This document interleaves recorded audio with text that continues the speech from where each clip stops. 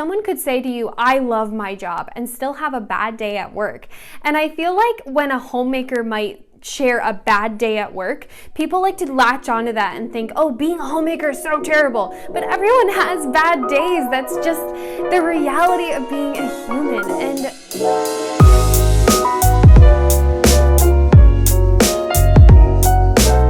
everybody, and welcome back to my channel. My name is Caitlin and I run the blog called Mrs. Midwest. Today we are going to be unpacking the topic of why I love being a homemaker.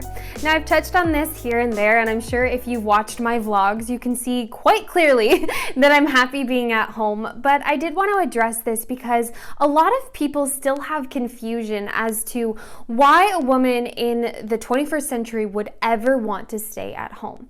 It's my argument that women should have the choice to stay at home if they want to, and being one of those women, I thought it would be really nice to kind of shed some light on the positives of staying home and why it works for some people. You know, there's a ton of leftover propaganda from the Betty Friedan era that kind of describes being at home as some sort of torturous prison, where housewives give in to too many afternoon cocktails, where they're kind of not doing anything with their lives. And we also have the concept of, you know, the desperate housewives, the housewives of Orange County, housewives of Atlanta. You know, there's that idea that housewives at home are either tortured or they're sitting around doing nothing. So today I kind of want to describe to you why I love it, you know, shed some light on it. And if you are a housewife, if you're a homemaker and you love staying at home, share your thoughts in the comments below. I think it's a really important conversation for us to have because our voice kind of has been taken from us, and people like to speak on our behalf, you know, saying that we're oppressed and all those things. And that's just not true in my life. You know, I don't feel oppressed at all. I feel very privileged to stay at home, and this is why I love it. So first of all, there is so much freedom for me staying at home. For me, freedom didn't mean, you know, the freedom to swipe a credit card with all my salary money from my job, or the freedom to go to work and to, you know, be empowered. Freedom for me meant freedom of time, of mental space, of energy, and freedom to explore my hobbies and to express myself. You know, being at home has allowed me the freedom to even create this blog because I have the time for it. And although we don't have children yet, I also feel freedom in that area because I don't feel like I need to wait until I reach a certain career milestone or have to worry about maternity leave for when I want kids. I feel complete freedom about when we can have kids. There's also the freedom aspect of having more time with my husband. You know, instead of battling around two different people's schedules, we only have to mold our lives around his, and it gives us so much freedom when we want to plan vacations. We just see each other so much more. I also feel like being at home is so amazing in our modern world because we have even more freedom with modern cleaning technologies like the laundry machine, you know, but we also have the internet, freedom to connect with other homemakers, freedom to express ourselves online. You know, I as a 21st century woman can have a voice as a homemaker, and I don't have to even leave my living room. I'm just making these videos and uploading them, you know. There is so much freedom, and I would also say that probably the biggest area is mental freedom.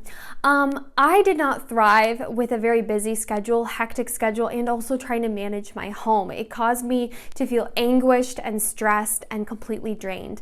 But since being at home, I just on average feel so energetic and excited because I have the freedom to get my responsibilities done, and I don't have to be chained to my corporate desk. You know, I did not thrive in that environment. And I really feel like if you're a person like me, you know, where you prefer a slower lifestyle, being at home is amazing. And I just feel like the freedom I've had to even pursue volunteer opportunities or to meet up with a friend in the middle of the day has just totally outweighed any kind of salary I could have made. This kind of does lead into the next part, which is about practicality, but having freedom of time made my life so much more practical because I had the time to work on sewing, I had the time to work on baking, I have the time to cook all of our meals, to do the grocery shopping, to get healthy foods.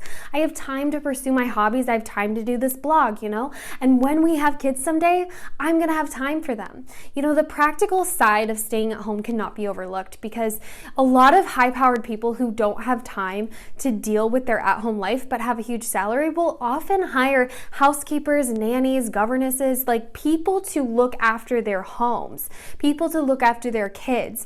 And essentially that's what a homemaker does. But the beauty of of it is that I get to manage my own home. And there is not a company, there is not a job or some sort of marketing position or any position I can think of that would be more peaceful and exciting to me than staying at home. You know, a lot of people kind of bring up the idea of, oh, why would you want to be dependent on a man? You know, what if he takes advantage of you? What if he's a bad person, you know?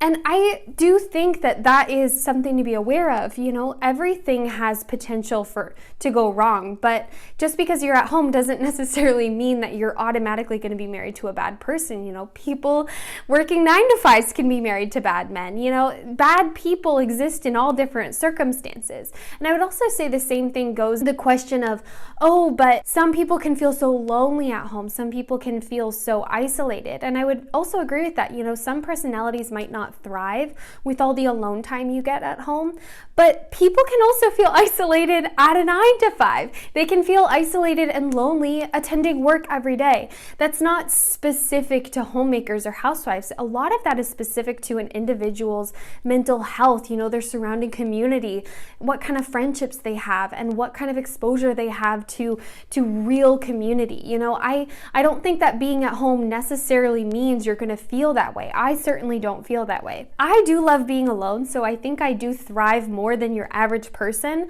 but I know that if I wanted to go out and have more community, you know, be part of more clubs, be more involved with people, I could make it happen. There is always opportunities to get more plugged in.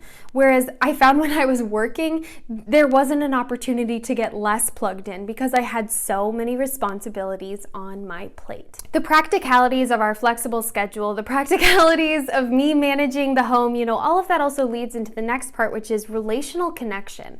I thrive off of clarity in my relationships, knowing what's expected of me, knowing who's managing what, and just having those clear-cut roles. As you guys know, we have a traditional marriage, equal value, different roles, and I love it. And not a lot of people talk about traditional marriage in our modern world, but I don't feel oppressed at all. You know, again, you can be married to a bad man who could oppress you in a traditional marriage, but there's also terrible people in egalitarian marriages. I don't think the dynamic is necessarily what breeds a terrible person. I think it's more who you're married to and who you are as a person versus the dynamic you're in. Because I have found that our traditional marriage has brought me so much peace and also makes me feel so much closer to my husband. He provides for our family. He takes that huge responsibility on himself. And because of that, I want to do everything in my power to make his life amazing as well. You know, he's given me so much that I dreamed of, you know, staying at home, having mental peace, being able to pursue this blog. I wouldn't have any of this if it weren't for him. And again, that makes me want to bring value to his life, to bless him, to cook for him, to clean for him, you know, to do these things to show him I appreciate him, but also to bring value to our home. And again, it does put me in a position where I really have to trust him.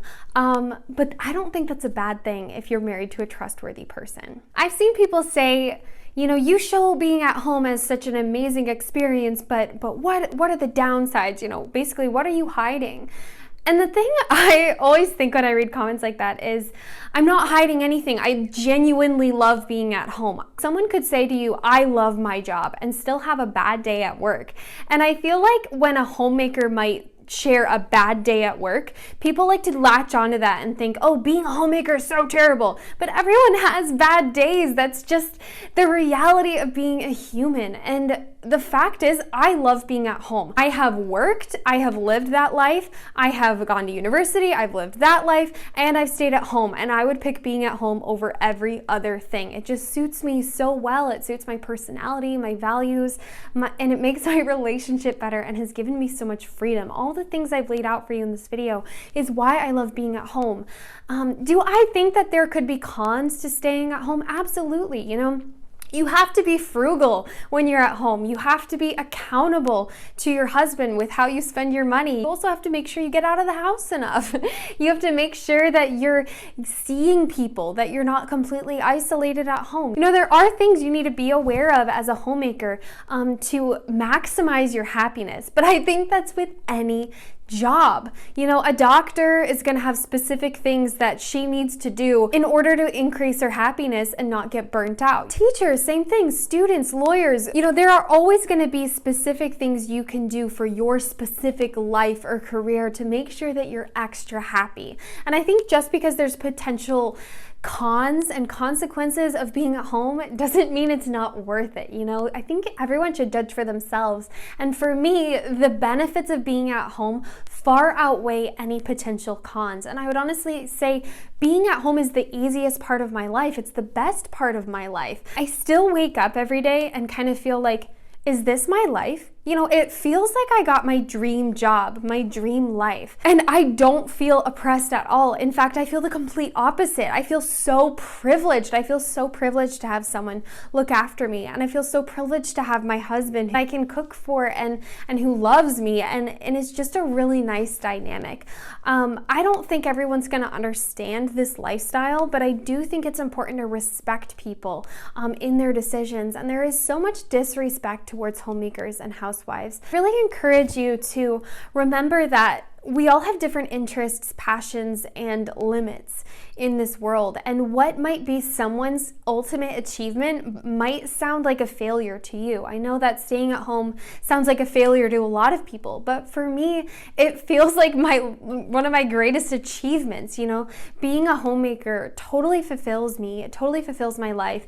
And it has just added an extra layer of sparkle to my life. You know, all the extra time I've had to sew and cook and be with my husband, all the extra time I've had to do this blog or to connect with my neighbors and my community, you know, it's just made my life so full and amazing. And again, I think that there can be cons no matter what life you're living, no matter what you do. But I would never say that I'm oppressed because I'm at home. I would never agree with all that propaganda that says being a homemaker is like being in a prison, because it's not. I think a lot of that has to do with who you marry. I think if you marry a bad person and he takes advantage of you and he mistreats you, yes, being at home is going to be terrible. But being at home isn't what caused that person to be terrible to you, you know? I think if you marry someone who respects you, who appreciates you, and who also loves and respects your desires and appreciates homemakers, then you're gonna be fine. I think that there's so much fear surrounding being at home, but it is one of the most beautiful things I've ever been blessed with in life, and I truly feel like the most privileged person ever. Like, it's just really great. And as I come up on a year of having this YouTube channel, and I'm like tearing up a little bit, but I wouldn't have any of this if it weren't for my husband. And there's been so many ups and downs on YouTube, you know. You guys know there's been some criticism, and it's been hard sometimes, but it's also been so beautiful. And the best thing I could ever say is, you know, in this time before I have kids, when I have been at home, it's just been so nice to connect with all of you and to know that a lot of you, your mindsets have been changing about being homemakers, and a lot of you have even told me you've become homemakers or become more confident in your homemaking since finding my channel and some of the other people here on YouTube talking about these topics. And that truly feels like one of my life's greatest works, you know. I really hope to change the tide of conversation about being at home, and to give a voice to the voiceless, and to remind everybody that, you know, traditional living can be beautiful, and it can be someone's choice, and it's not necessarily forced on people. I'm an intelligent woman. I could go out and get a marketing job. I could do it, but I don't want to, and that's my choice, and I think that's okay. So I'm just getting all sentimental because it's been a year. And the person behind all of this, you know, is truly my husband, because he's the one who supports me. And because of that, you know, freedom I was speaking about, even the mental freedom, I've been able to find the confidence to be online and the time, and it's just all because of him. So thank you to him, and thank you to all of you. Thank you for watching. If you're interested in more of this kind of content, I have a playlist all about traditionalism that might interest you. But in general, I hope you have a wonderfully blessed and open-minded week, my beautiful sisters.